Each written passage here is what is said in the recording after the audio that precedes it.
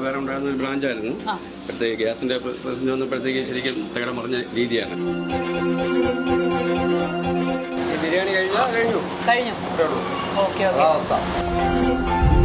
Gulf യുദ്ധം നമ്മുടെ നാട്ടിൽ എത്രത്തോളം പ്രതിസന്ധിയിലാക്കിയിട്ടുണ്ട് എന്നുള്ളതിൻ്റെ ഏറ്റവും ഒടുവിലത്തെ ഉദാഹരണമായി ഞങ്ങൾ കാണിക്കുന്നു. ഞങ്ങളുള്ളത് ഇന്ത്യൻ കോഫി ഹൗസിൻ്റെ മുമ്പിലാണ് തമ്പാനൂരിൽ. നമുക്ക് അറിയാം, എല്ലാ ഗ്യാസ് ഏജൻസികളും അല്ലെങ്കിൽ ഗ്യാസുകാരും ഒക്കെ തന്നെ ഡിപ്പെൻഡ് ചെയ്യുന്നത് നമ്മുടെ കൊച്ചിയിൽ നിന്നെത്തുന്ന ഓയിലിനെ മാത്രമാണ്. അപ്പോൾ വിവിധ ഗ്യാസ് ഏജൻസികൾ, അതായത് ഭാരത് ഗ്യാസ് ആവട്ടെ, HP ആവട്ടെ, ഇന്ത്യൻ ആവട്ടെ, അങ്ങനെയുള്ള എല്ലാ ഗ്യാസ് ഏജൻസികളും ഇപ്പോൾ വലിയ രീതിയിലുള്ള ഒരു പ്രതിസന്ധിയിലൂടെ കടന്നു പോകുന്നു. ഇന്ത്യൻ കോഫി ഹൗസിൽ പാചകം ചെയ്യാൻ ഗ്യാസ് ലഭ്യമാകുന്നില്ല. ഗ്യാസിൻ്റെ ഒരു വലിയ രീതിയിലുള്ള പ്രതിസന്ധി നേരിടുന്നു. അതുകൊണ്ട് തന്നെ ഏത് നിമിഷവും ഇത് താഴെ വീഴുമെന്നൊരു സാഹചര്യമാണ്.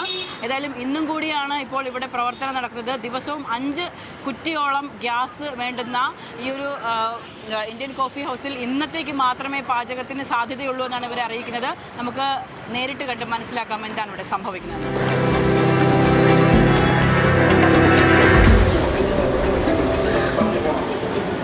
പലയിടത്ത് നമുക്ക് കാണുമ്പോൾ തന്നെ അറിയാം, കാലിയായി കിടക്കുന്ന ഒരു സാഹചര്യമാണ്. കാരണം നമ്മൾ ഈ ഒരു ഉച്ച സമയമാണ് ഞങ്ങളിവിടെ എത്തിയത്. ഈ സമയത്ത് സാധാരണഗതിയിൽ നമ്മളിവിടെ എത്തുമ്പോൾ വലിയ തിരക്കും അതോടൊപ്പം തന്നെ ഇരിക്കാൻ പോലുമുള്ളൊരു സാഹചര്യം ഉണ്ടാകാറില്ല. പക്ഷേ ഈ ഗ്യാസിൻ്റെ ക്ഷാമം വലിയ രീതിയിൽ അഫക്റ്റ് ചെയ്തിരിക്കുന്നു.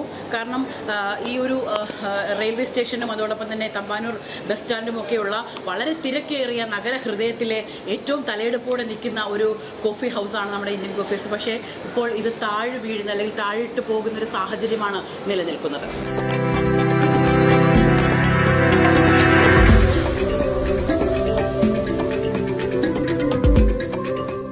ഇപ്പോൾ എൻ്റെ കൂടെയുള്ളത് തമ്പാനൂർ ഇന്ത്യൻ കോഫി ഹൗസിന്റെ മാനേജറായിട്ടുള്ള ശ്രീകുമാർ സാറാണ്. നല്ല വ്യാപാരം ഉണ്ടായിരുന്ന ഒരു ബ്രാഞ്ചായിരുന്നു. ഇപ്പോഴത്തേക്ക് ഗ്യാസിന്റെ പ്രതിസന്ധി വന്നപ്പോഴത്തേക്ക് ശരിക്കും തകടം മറിഞ്ഞ രീതിയാണ്. കാരണം എല്ലാ ഐറ്റംസും കൂടെ കൊടുത്തോണ്ടിരുന്നതാണ്. ഇപ്പം അതൊന്നും ഏകദേശം കാൽഭാഗം മാത്രമേ കൊടുക്കാൻ പറ്റുന്ന അവസ്ഥയാണ്. ശരാശരി ഒരു 5 സിലിണ്ടറോളം നമുക്ക് ദിവസേന വേണ്ടി വരുന്നതാണ്. പക്ഷേ ഇപ്പം അത് നമുക്ക് ചെയ്യാൻ പറ്റാത്തൊരവസ്ഥയാണ്. ഓക്കെ, അപ്പോൾ നിലവിൽ വലിയ രീതിയിലുള്ള ഒരു പ്രതിസന്ധിയിലൂടെയാണ് നമ്മുടെ തമ്പാനൂരിലെ ഇന്ത്യൻ കോഫി ഹൗസ് കടന്നുകൊണ്ടിരിക്കുന്നത്. കാരണം നമ്മുടെ മറ്റ് കോഫി ഹൗസുകളെ അപേക്ഷിച്ച് അവിടെയാണെങ്കിൽ കുറച്ച് വിറക് കത്തിച്ചുകൊണ്ട് ഈ കുക്കിംഗ് ചെയ്യാനുള്ള പരിപാടിയുണ്ട്. പക്ഷേ ഇവിടെ നമ്മുടെ സ്ഥലപരിമിതി, ഇവിടെ നിങ്ങൾക്കൊക്കെ കാണുമ്പോൾ തന്നെ അറിയാൻ പറ്റും, വളരെ ചുരുങ്ങിയ രീതിയിൽ തന്നെ കൊണ്ടുപോകുന്ന ഒരു ദിവസം 5 സിലിണ്ടറോളമാണ് നമുക്കിവിടെ ആവശ്യമായി വരുന്നത്. പക്ഷേ അതൊക്കെ തന്നെ കാലിയായിരിക്കുന്നു.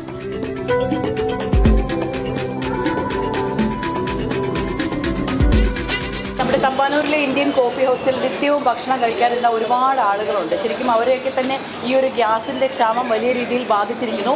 അപ്പോൾ നമുക്കറിയാം, സിലിണ്ടറുകളൊക്കെ തന്നെ ഉപയോഗിക്കാൻ കഴിയാത്ത അല്ലെങ്കിൽ സിലിണ്ടറുകൾ കാര്യക്ഷമമായി കൊടുക്കാൻ പറ്റാത്ത സാഹചര്യമാണ്. നമസ്കാരം. നമ്മുടെ ഇന്ത്യൻ കോഫി ഹൗസ് പോലെ ഇത്രയും തിരക്കേറിയ ഒരിടത്ത് ഗ്യാസ് ക്ഷാമം വരുമ്പോൾ അതെങ്ങനെയാണ് നിങ്ങൾക്ക് പറയാനുള്ളത്? പറഞ്ഞാൽ ഭക്ഷണത്തിനെല്ലാം നമ്മൾ ബുദ്ധിമുട്ടുണ്ടാകുന്ന ഒരു സാഹചര്യമാണ് ഉള്ളത്. ഇവിടെ മാത്രമല്ല, പൊതുവെ എല്ലാ സ്ഥലങ്ങളും. ബിരിയാണി കഴിഞ്ഞു. ഓക്കെ. വിറകിലേക്ക് പോകാനുള്ള തീരുമാനമില്ല? നടക്കൂല. ഇതിലൂടെ കഴിഞ്ഞാൽ കഴിഞ്ഞ പരിപാടി.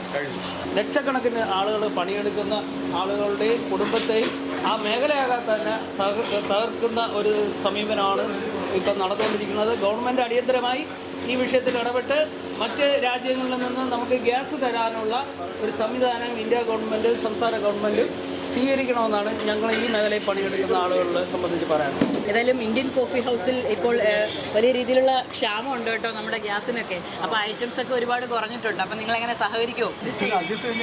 അഡ്ജസ്റ്റ് ചെയ്യും. കാരണം നമുക്കറിയാം, നമ്മുടെ ഇന്ത്യൻ കോഫി ഹൗസ് കേരളത്തിൻ്റെ മാത്രമല്ല ഇന്ത്യയുടെ പൊതു സ്വത്താണ്.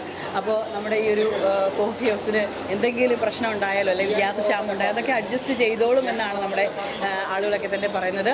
ഏതായാലും വരും ദിവസങ്ങൾ ഗ്യാസിൻ്റെ ഉപയോഗം വലിയ രീതിയിൽ പ്രതിസന്ധിയിലാകും. അപ്പോൾ എങ്ങനെ ഇതിനെ നേരിടുമെന്നുള്ള രീതിയിലാണ്. കാരണം ഈ യുദ്ധമുഖത്ത് നിൽക്കുമ്പോൾ നമ്മൾ ഇത്തരത്തിലുള്ള കാര്യങ്ങളിൽ ചിലതൊന്ന് പരിമിതപ്പെടുത്തണം. പക്ഷേ ഹോട്ടലുകളെ അത് ഏത് രീതിയിൽ ബാധിക്കുമെന്നുള്ളതാണ് നിലനിൽക്കുന്ന ആശങ്ക. ക്യാമറമാൻ വിപിൻ വേണുവിനൊപ്പം ബിൽവനിത്സൺ, വിസ്മയ ന്യൂസ്.